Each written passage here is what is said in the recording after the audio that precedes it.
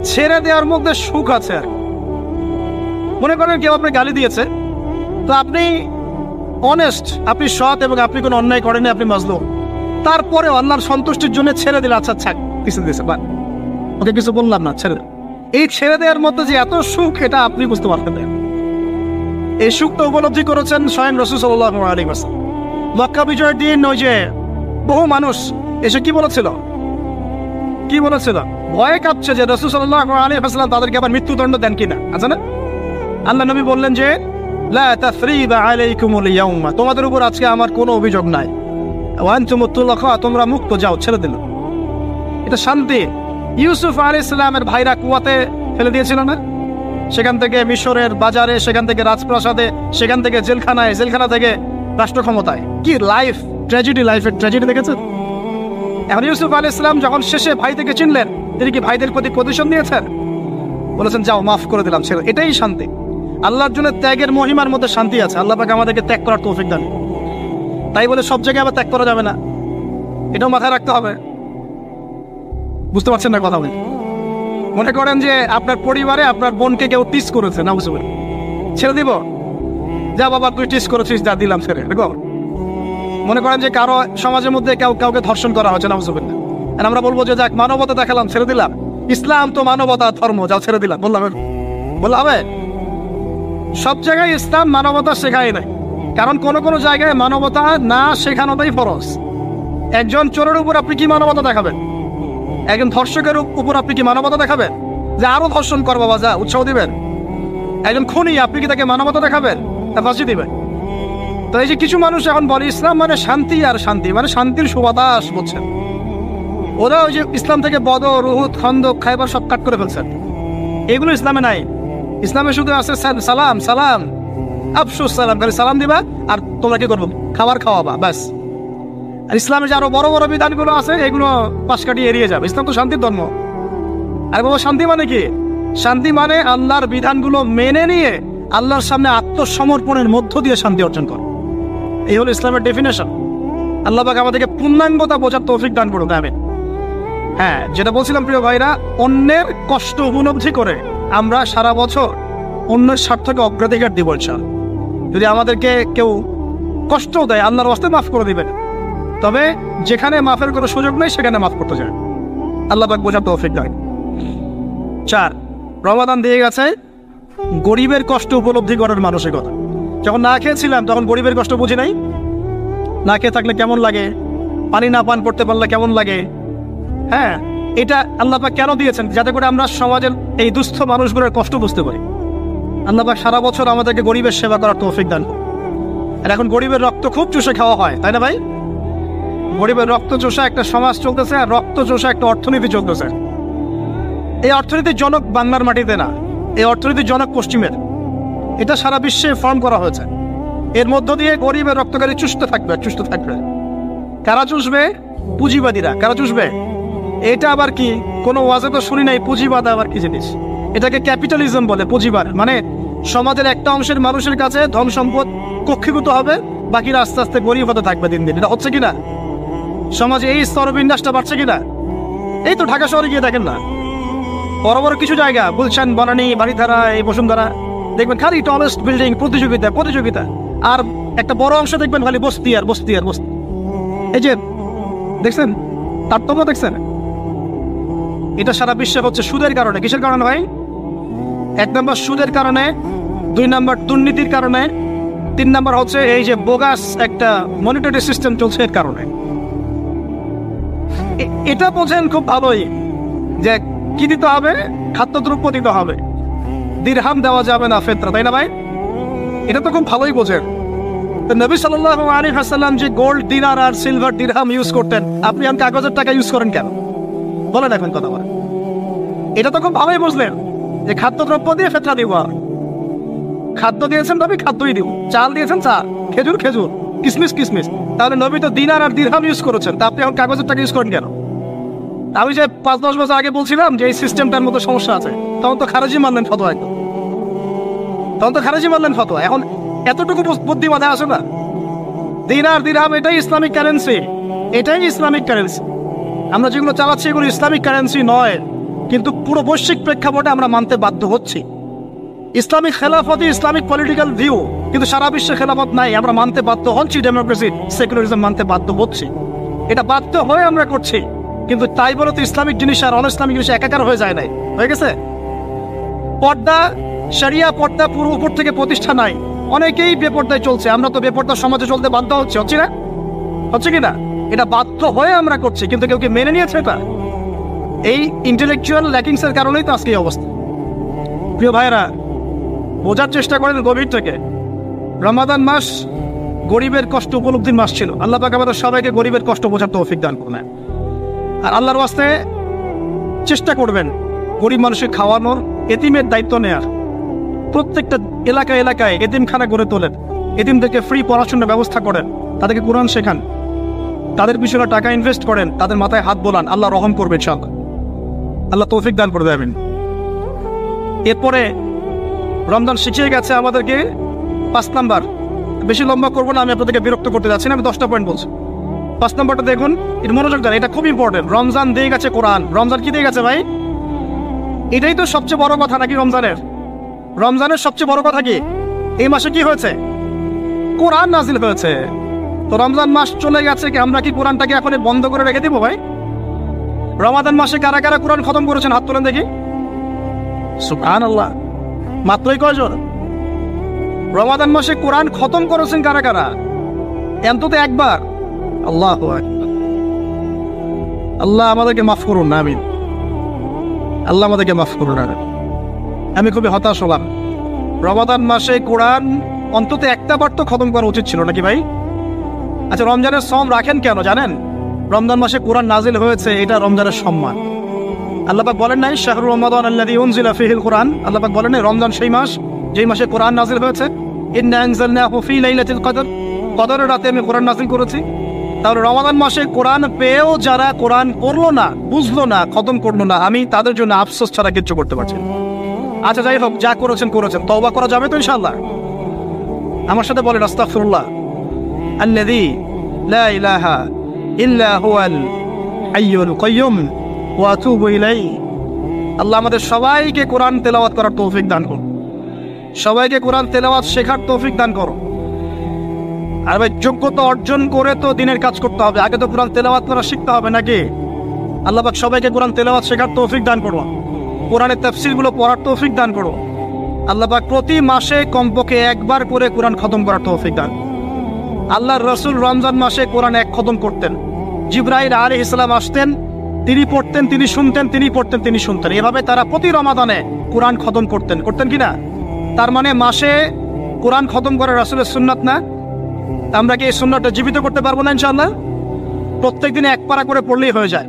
এক পারা মানে 20 পৃষ্ঠা। এই হাফেজি কোরআনের 20 পৃষ্ঠা, সময় লাগবে সর্বোচ্চ 1 ঘন্টা থেকে 1.5 ঘন্টা, সর্বোচ্চ 1 ঘন্টা থেকে 1.5 ঘন্টা। যারা হাফেজ তাদের সময় লাগে আধা ঘন্টাও না, আধা ঘন্টা। পারবো না ভাই ইনশাআল্লাহ? আল্লাহ পাক এই রমজান মাসের এই কোরআনকে সারা বছর আঁকড়ে ধরার তৌফিক দান করুন। এই কোরআন নাজিল হওয়ার পরে আইয়ামে জাহিলিয়াত পরিবর্তন হয়েছিল, আবু জাহেলের শাসন পরিবর্তিত হয়ে মুহাম্মাদের শাসন হয়েছে। অতএব কোরআন থেকে বিমুখ জাতি কখনো দিন কায়েম করতে পারবে না। আল্লাহ পাক বোঝার তৌফিক দান করুন, আমিন। আমাদের যুবক ভাইরা একটু ওয়াদা করতে পারি তো ইনশাআল্লাহ সবাই কোরআন তেলাওয়াত করা শিখবো, প্রত্যেক মাসে এক খতম দেবো ইনশাআল্লাহ, কোরআনের অর্থ পড়বো ইনশাআল্লাহ। না অর্থ পড়ার দরকার নাই, খালি প্রত্যেক হরফে 10 লাখই কামাই করবো, অর্থ পড়ার কোনো দরকার নাই ভাই? আচ্ছা যাক, কিছু মানুষ আবার রাগ করে অর্থ পড়তে বললে, কারণ স্বার্থ আছে। যদি আপনারা কোরআনের অর্থ পড়া শুরু করেন এবং হাদিসের চর্চা করা শুরু করেন, দিনই পড়াশোনা করা শুরু করেন, তখন তো অনেক ধর্ম ব্যবসা বন্ধ হয়ে যাবে। কথা বুঝতে পারছেন না মনে হয়?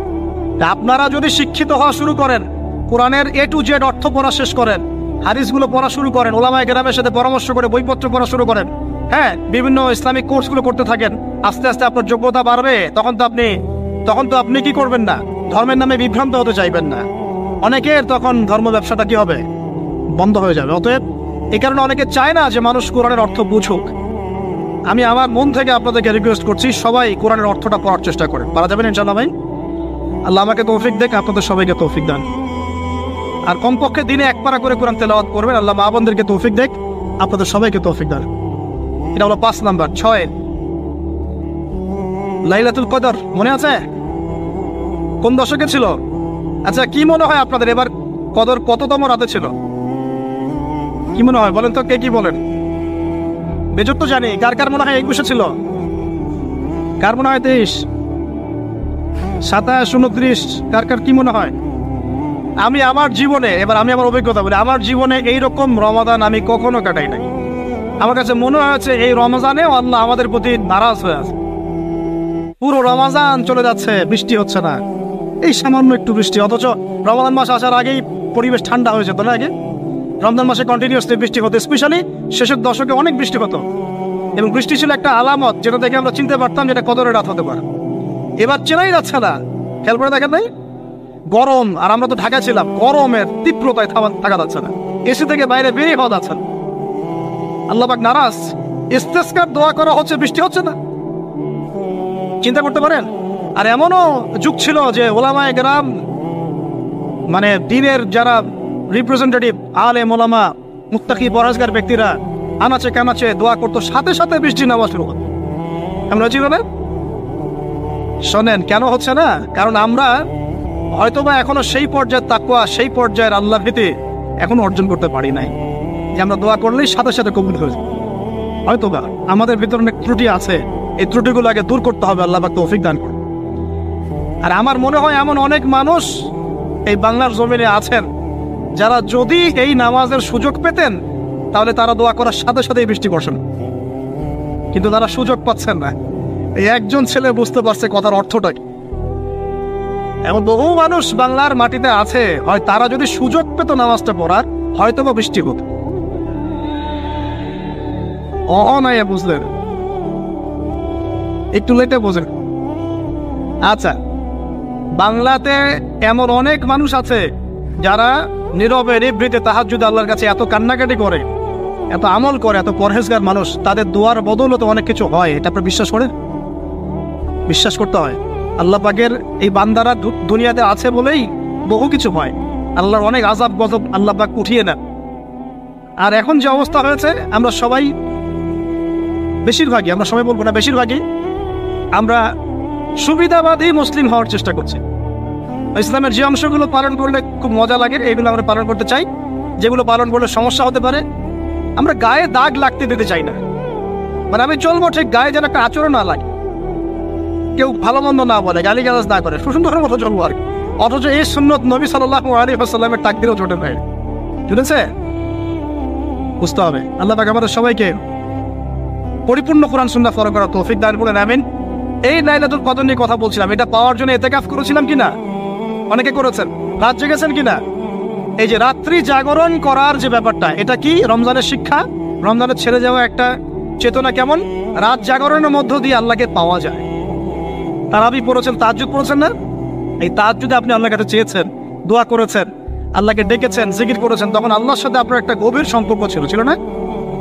এই সম্পর্ক রমজান যাওয়ার সাথে সাথে কি বন্ধ করে দেব? সারা বছর ধরে রাখবো ইনশাআল্লাহ, আমিন।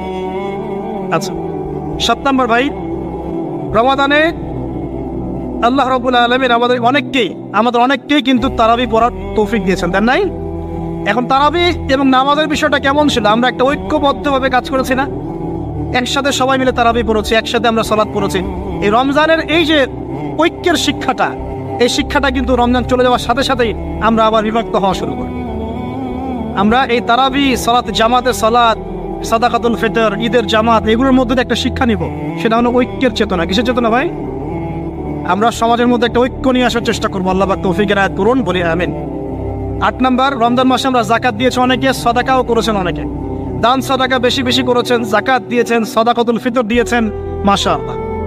এই কাজগুলো কেন করেছেন? যাতে সাদাকার মধ্য দিয়ে আমাদের গুনাহগুলো মাফ হয়ে যায়। আল্লাহ পাক আমাদেরকে এই সাদাকার ওসিলায় কালকে আমাদের মাফ করেন, আরশের ছায়া দেন এবং জান্নাত দান করেন। এই দান সাদাকার সিলসিলাটা, বেশি বেশি দান সাদাকার সিলসিলাটা সারা বছর চালু রাখতে হবে, আল্লাহ পাক তৌফিক এনায়েত করুন। আর এই দান করার সময় খেয়াল রাখবেন দানের টাকা কোথায় যাচ্ছে, খেয়াল রাখবেন আপনার দানের টাকা যাচ্ছে কোথায়, খেয়াল রাখতে হবে। এগুলো সমস্যা চলছে না সমাজে? দান কোথায় করবেন খেয়াল রাখবেন, কোন জায়গায় দান করলে আপনার দানটা সঠিকভাবে ইউটিলাইজ করা হবে এবং ইসলামের পথে এটা কাজে লাগানো হবে, এটা খেয়াল রাখবেন। আপনার দানটা সঠিকভাবে ব্যয় হচ্ছে কিনা। এই জন্য আমি পরামর্শ দিই, আগে আপনি আপনার আত্মীয়দের হক আদায় করেন। গরিব আত্মীয় স্বজনকে বেশি বেশি দান করার চেষ্টা করেন, তাদেরকে যাকাত দেওয়ার চেষ্টা করেন। এরপর ফি সাবিলিল্লাহ, দিনের কাজগুলো যেগুলো হয়, দিনের মসজিদ, দিনের মাদ্রাসা, দিনী মেহনত, দিনী অ্যাসোসিয়েশন, দিনী কোনো প্রজেক্ট, এইগুলোতে আপনি বেশি বেশি দান খয়রাত করার চেষ্টা করেন। আল্লাহ পাক তৌফিক দান করেন, আমিন।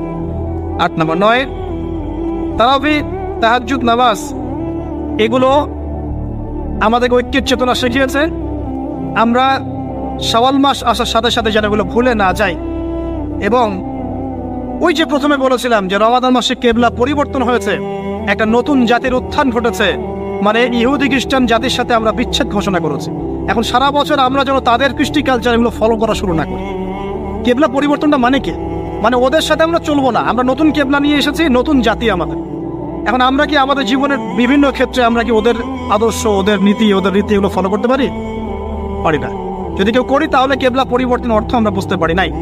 এটা আমাদের খুব ভালো করে আয়ত্ত করতে হবে। আর সর্বশেষ যে কথাটা বলতে চাই সেটা হলো, রমাদান মাসে ওই যে বদরের যুদ্ধ হয়েছিল, মনে আছে? ওই যে প্রথমে বলেছিলাম, তো বদরের যুদ্ধটা ছিল জালেমের বিরুদ্ধে মাজলুমের অবস্থা। আবু জাহেলরা জালেম ছিল না, নবী সাল্লাল্লাহু আলাইহি ওয়াসাল্লাম তারা মাজলুম ছিলেন না। এই যে মাজলুমের লড়াই জালেমের বিরুদ্ধে, এটা সারা বছর কন্টিনিউ থাকতে হবে। এটা কেমন? আমাদের সবার নফসই এখন জালেম, জালেম কি না? নফস তো চায় উড়ে বেড়াতে, আল্লাহর বিধান মানতে চায় না, নামাজ পড়তে চায় না, দান সদকা করতে চায় না, যাকাত দিতে চায় না, সব দুনিয়াবি বিষয়ে ব্যস্ত থাকতে চায়। নফসকে আগে কন্ট্রোল করেন, নফসের জুলুমগুলো আগে দমন করেন। পরিবারে বহু জালেম আছে না? পরিবারের মধ্যে জুলুম বন্ধ করেন। তারপরে আস্তে আস্তে অর্থনীতি ব্যবসায় আসেন, এখানে জুলুম আছে না? এই জুলুম বন্ধ করার চেষ্টা করেন। তারপরে সমাজের মধ্যে অনেক জুলুম হয় না? এই জুলুমগুলো বন্ধ করার চেষ্টা করেন। বদরের চেতনা মানে হচ্ছে সব সর্বস্তরের জুলুমের বিরুদ্ধে মাজলুমের একটা অবস্থান। এই চেতনা রমজান শিখিয়েছে। তো প্রিয় ভাইরা, এই রমাদান চলে গেছে ঠিকই, আমাদের কাছে দিয়ে গেছে প্রথমত শাওয়ালের 6 রোজা, রাখবো তো ইনশাআল্লাহ? দিয়ে গেছে আমাদেরকে তাকওয়া অবলম্বনের মাধ্যমে আল্লাহ ভীতি অর্জন করবো তো ইনশাআল্লাহ। রমাদান দিয়ে গেছে আমাদের সবাইকে যে আমরা গরিবের কষ্ট উপলব্ধি করার চেষ্টা করব। আল্লাহ পাক তৌফিক এনায়েত করুন, আমিন। 4 নম্বর, রমজান দিয়ে গেছে আল্লাহর জন্য ত্যাগের একটা মহিমা। আমরা আল্লাহ পাকের জন্য জীবনের সর্বস্তরে ত্যাগ স্বীকার করার মানসিকতা লালন করবো ইনশাআল্লাহ। তো এই যে ঘুমটা আপনি ঘুমাচ্ছেন, ইনশাআল্লাহ আপনার ঘুমটা কি হচ্ছে? ইবাদত হচ্ছে না?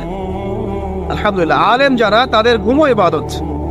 যারা এই যে মুসলিম, মুমিন, মুত্তাকি, আলেম, তাদের ঘুমগুলো কি ইবাদত। এখন ঘুমান শেষ, ঘুমের মধ্যে যদি দুঃস্বপ্ন দেখেন তাহলে আপনি বাম দিকে 3 বার থুতু ফেলবেন, ফেলে আউযু বিল্লাহি মিনাশ শাইতানির রাজিম পড়বেন, পরে পাশ পরিবর্তন করে আবার ঘুমাবেন। এটা হয় না ঘুমের মধ্যে অনেক সময়? অনেকের বোবা ধরে, শ্বাস নিতে পারে না। এগুলো এই জন্যই হয় কারণ তারা ঘুমানোর আগের জিকির আজগারগুলো করে। নিয়মিত করলে এগুলো সমস্যা ইনশাআল্লাহ হবে না। আপনি নিজের ভালো নিজেই বোঝেন, হুজুরের কাছে দৌড়ানোর দরকার নাই এত বেশি। নিজের বাচ্চাকে এত দৌড়ানো, এই কবিরাজ, ওই কবিরাজ, ওইখানে তাবিজ, এত তো দরকার নাই। তো নিজের আমল নিজে করেন, দেখবেন আপনি আল্লাহ পাকের পক্ষ থেকে নিরাপত্তার মধ্যে আসবেন ইনশাআল্লাহ। আল্লাহ তৌফিক দান করুন। এরপরে ঘুম থেকে উঠলেন, চেষ্টা করবো আমরা ঘুম থেকে ওঠার কয়টার সময়? 5টায় যদি ফজরের নামাজ হয় বা 4:30 যদি ফজরের নামাজ হয়, মিনিমাম 4টায় উঠতে হবে। কয়টায়? 4টায়। এই জন্য যদি অ্যালার্ম দেন করিতে, অ্যালার্ম দিবেন প্রত্যেক 1.5 ঘন্টা পর পর। মনে করেন যে আপনি 1.5 ঘন্টা ঘুমাতে যাচ্ছেন, তাহলে 1.5 ঘন্টা পরে অ্যালার্ম সেট করবেন, অথবা 3 ঘন্টা পর, অথবা 4.5 ঘন্টা, অথবা 6 ঘন্টা। মানে 1.5 ঘন্টার গণিতক দিয়ে আপনি অ্যালার্ম সেট করবেন, দেখবেন উঠতে পারবেন খুব ইজিলি। এতে 1.5 ঘন্টায় আপনার ঘুমের সার্কেলটা পূর্ণ হয়। একটা ঘুমের সার্কেল পূর্ণ হতে আমাদের মাথায় তো রেস্টের দরকার আছে, এটা পূর্ণ হতে 1.5 ঘন্টার মতো সময় লেগে যায়। তো এটা একটা ট্রিক বললাম আপনাদেরকে, আপনি করতে পারেন, উপকৃত হবেন ইনশাআল্লাহ। তো ফজরের নামাজের মিনিমাম আধা ঘন্টা আগে আমাদেরকে ওঠার অভ্যাস করতে হবে। এই যে ঘুমটা ভাঙলো, ভাঙার সাথে সাথে কি করবো? ভাঙার সাথে সাথে আল্লাহ শুকরিয়া, আলহামদুলিল্লাহিল্লাযী আহইয়ানা বা'দা মা আমাতানা ওয়া ইলাইহিন নুশুর। ব্যাস, এই যে ইবাদত হয়ে গেল। এবার আপনি আরেকটা দোয়া পড়বেন, শিখে নেন। আপনি পড়বেন লা ইলাহা ইল্লাল্লাহ ওয়াহদাহু লা শারীকা লাহু লাহুল মুলকু ওয়া লাহুল হামদ ওয়া হুয়া আলা কুল্লি শাইইন কাদির সুবহানাল্লাহ আলহামদুলিল্লাহ ওয়া লা ইলাহা ইল্লাল্লাহ আল্লাহু আকবার লা হাওলা ওয়া লা কুওয়াতা ইল্লা বিল্লাহ আল্লাহুম্মা ইগফিরলি। এটা পড়ার পরে হাত তুলে দোয়া করেন, যা দোয়া করবেন তাই পাবেন ইনশাআল্লাহ। এটা জানতেন? জানতেন না? তো এই দোয়াটা হচ্ছে দোয়া কবুলের অস্ত্র। ঘুম থেকে ওঠার পর যদি এই দোয়াটা করে দোয়া করেন, ইনশাআল্লাহ দোয়া কবুল হয়ে যাবে ইনশাআল্লাহ। আমাদের জীবনে চাওয়া পাওয়ার কি অভাব আছে? প্রচুর চাওয়া পাওয়া। বৈধ চাওয়া পাওয়াগুলোকে পাওয়ার জন্য আল্লাহর সাথে সম্পর্ক করতে হয়, আর আল্লাহ পাকের সাথে সম্পর্কে কিছু ওসিলা মাধ্যম লাগে। এই দোয়াগুলো হলো মাধ্যম, আমলগুলো হচ্ছে মাধ্যম। তো আল্লাহ পাক যেমন তা বলেছেন, ফাযকুরুনি আযকুরকুম ওয়াশকুরুলি ওয়ালা তাকফুরুন, তোমরা আমাকে স্মরণ করো আমিও তোমাদেরকে স্মরণ। আল্লাহ পাক তো এভাবে বলেছেন, যখন একজন মানুষ মনে মনে আমাকে ডাকে আমিও মনে মনে ওকে স্মরণ করি। মনে করেন আপনি মনে মনে আল্লাহকে বলছেন, আল্লাহ আমি অসুস্থ, আমাকে শেফা দাও, বা আমার রিজিকের টেনশন আছে, আমার রিজিকের টেনশন দূর করে দাও, আল্লাহ আমাকে হেফাজত করো, আল্লাহ আমাকে দিনের জ্ঞান দাও, তোমার আনুগত্য করার তৌফিক দাও। এই যে মনে মনে আপনি আল্লাহকে ডাকছেন, নিঃসন্দেহে ওই মুহূর্তে আল্লাহ পাক আপনাকে স্মরণ করছে। সাত আসমান ভেদ করে আরশের উপর থেকে আল্লাহ পাক আপনাকে স্মরণ করছেন। আল্লাহ পাক বলছে, যখন একজন মানুষ জনসমক্ষে আল্লাহকে স্মরণ করে, যেমন আমরা এখন করছি, জনসমক্ষে সবার সামনে আল্লাহর কথা আলোচনা করছি, আল্লাহ পাক বলছেন আমিও তখন এর চেয়ে অনেক উত্তম জনসমাবেশে ওই বান্দাদের কথা স্মরণ করি। এই মুহূর্তে আল্লাহ পাক আমাদের কথা স্মরণ করছেন, আমাদের কোনো ফিলিংস আছে? আল্লাহ আমাদের কথা স্মরণ করছেন, ওই যে যুবক ছেলে বসে বসে ফোন টিপছে, কোনো ফিলিংস আছে? মানে মনস্তাত্ত্বিক ভাবে অন্তরে যখন নূর থাকে না, পাপ করতে করতে যখন অন্তরটা কলুষিত হয়ে যায়, কোনো ফিলিংস কাজ করে না। খুন করবে, কোনো ফিলিংস নাই। সুদ খাচ্ছে, কোনো ফিলিংস নাই। জেনা করছে ডেইলি, কোনো ফিলিংস নাই। দেখবেন ঘুষ নিচ্ছে, দুর্নীতি করছে, মানুষের সম্পদ আত্মসাৎ করছে, যারা বলবেন ফিলিংসও নাই আমি একটা পাপ করছি। কখন এরকম হয় জানেন? যখন এক কথায় যখন মানুষ পাপ করতে করতে করতে করতে, এই যে কলব বলে একটা কথা আছে, এই কলবের উপরে কালো কুৎসিত একটা মরিচা পড়ে যায়, তখন আর ফিলিংস কাজ করে না। তো ফিলিংস কাজ করানোর বুদ্ধি কি? দুইটা বুদ্ধি আছে। এক, বেশি বেশি কোরআন তেলাওয়াত করা, তাহলে অন্তরের মরিচা দূর হয়ে যাবে ইনশাআল্লাহ। আর দুই হচ্ছে বেশি বেশি মৃত্যুর কথা স্মরণ করা, তাহলে মনের মধ্যে যে কালিমাগুলো আছে আস্তে আস্তে দূর হবে ইনশাআল্লাহ। মৃত্যুর কথা কে স্মরণ করে? এখন মানুষের চলাফেরা করে এমন ভাবে যে কোনোদিন মরবেই না। কে স্মরণ করে? যে টেবিলের তল দিয়ে ঘুষ নিচ্ছে, স্মরণ করে মৌতের কথা? যে মেয়েটা বোরখা পরে যে ডেটিং করে বেড়াচ্ছে, জেনা করে বেড়াচ্ছে, ও কি মৃত্যুর কথা স্মরণ করে? যে ছেলেটা এখনকার যুব সমাজের বেশিরভাগই মাদকের সাথে সম্পৃক্ত, গার্লফ্রেন্ড বয়ফ্রেন্ড অ্যাফেয়ার্সে আছে, হ্যাঁ, টিকটক প্রজন্ম, আড্ডাবাজি করে সময় কাটায়, গুন্ডামি করে, মাস্তানি করে, এর মৌতের কোনো ফিকির আছে? একজনকে বড় দায়িত্ব দেওয়া হয়েছে, সবার সম্পদ লুটপাট করে খাচ্ছে, এর মৌতের ফিকির আছে নাকি? এর মধ্যে ফেরাউনি চেতনা এসেছে, আয়না রব্বুকুম বলে আলা, আমি মহান রব, আমি তোমাদের মহান রব। ওদের মধ্যে ওই চেতনা কাজ করছে যে সূরা মুমিনুনে যেটা বলা আছে যে আমরা এখানেই জন্ম নেই, এখানেই মারা যায়, আমরা পুনরুত্থিত হব না। ইন হিয়া ইল্লা হায়াতুনা দুনিয়া নামুতু ওয়া নাহইয়া ওয়া মা নাহনু বিমাবউসিন, আমরা এই দুনিয়াতেই বাঁচি, দুনিয়াতেই মরি, আমাদের কোনো পুনরুত্থানের কিছু নাই। এদের চেতনায় মরেন। কে ফিকির করে মত?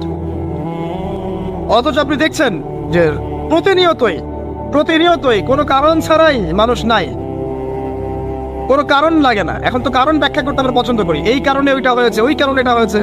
এটাকে বলে কার্যকারণ তত্ত্ব। দর্শনের ভাষা কি বলে? কার্যকারণ তত্ত্ব। এটা আপনারা ফিলোসফি পড়লে বুঝবেন। আর প্রত্যেকটা কাজের পিছনে একটা কারণ থাকে, আমরা কারণটা সার্চ করি বেশি। এখন কারণ ছাড়াই মানুষ ডেড। এই যাচ্ছে, উপরে একটা সুন্দর করে বড় একটা পাথর ঝুলছে, সব পাস হয়ে যাচ্ছে ওখান থেকে। মানে রাস্তায় কাজ চলছে, উপরে আবার এটা ঝুলছেও, আর মানুষ আবার উন্নিশ দিয়ে যাতায়াত করছে। তো যারা রাখছে ওদের ইন্টেলেকচুয়াল অবস্থা চিন্তা করেন, আর যারা আমরা উত্তল দিয়ে যাচ্ছি তারও অবস্থা চিন্তা করেন। বুদ্ধিভিত্তিক ভাবে আমরা কোন জায়গায় চিন্তা করেন? মানে মানুষ বিজি রোড দিয়ে যাচ্ছে, ওখানেই কাজ হচ্ছে, আবার যেখানে কাজ হচ্ছে দেখছি সেখানে আমরাও আবার তল দিয়ে যাচ্ছি। সবাই পাস হয়ে গেল, যাদের তাকদিরে লেখা ছিল মওত একদম মুহূর্তের মধ্যে শেষ। কি কারণ ব্যাখ্যা করবেন? কোনো সায়েন্স দিয়ে ব্যাখ্যা করতে পারবেন? পারবেন না। ওই ময়মনসিংহে ওই যে মহিলারা যাচ্ছে, ট্রাক মেরে দিয়ে চলে গেল, মহিলার পেট থেকে বাচ্চা ফেটে পেট ফেটে বাচ্চা বের হয়ে গেল, বাচ্চা জীবিত, মেয়ে মা ডেড। সায়েন্স দিয়ে ব্যাখ্যা করতে পারবেন? এটাই তাকদির। একেই বলে তাকদির, যেটাকে সায়েন্স দিয়ে ব্যাখ্যা করা যায় না, বিজ্ঞান দিয়ে ব্যাখ্যা করা যায় না। এরকম ঘটনা কত ঘটছে অহরহ। দুজন বসে আছে, হাজব্যান্ড ওয়াইফ, হাজব্যান্ডের যাওয়ার কথা, হাজব্যান্ড ওয়াইফের গাড়িতে বসছে, আর ওয়াইফ হাজব্যান্ডের গাড়ি ড্রাইভ করছে। আর এই হাজব্যান্ডের দুশ্মন যে ছিল, সে টার্গেট করেছিল যে ওই লোকটাকে গুলি করে মারবে রাস্তায়। যেহেতু ওয়াইফ হাজব্যান্ডের গাড়ি ড্রাইভ করছে রাস্তায়, ওয়াইফ ডেড, হাজব্যান্ড জীবিত। তাকদির। তো তাকদিরকে কি আপনি এই ভাগ্যটা কি আপনি সায়েন্স দিয়ে ব্যাখ্যা করতে পারবেন? সম্ভব? অহরহ এরকম মৌতের ঘটনা ঘটছে। তারপরেও দেখবেন যুবকদের এই বিলাসিতা, এই মানে আড্ডাবাজি, মেয়েদের পিছনে ঘোরা, এই যে মাদক সেবন করা, টিকটক করা, বুদ্ধি প্রতিবন্ধী প্রজন্মের মতো, এগুলো থামছে না। কোনো শিক্ষাই তারা নিতে যাচ্ছে না। বয়স হয়ে গেছে, অনেক বয়স, দেখবেন ওই যে চায়ের দোকানে বসে ক্যারাম খেলছে, বুড়া মানুষ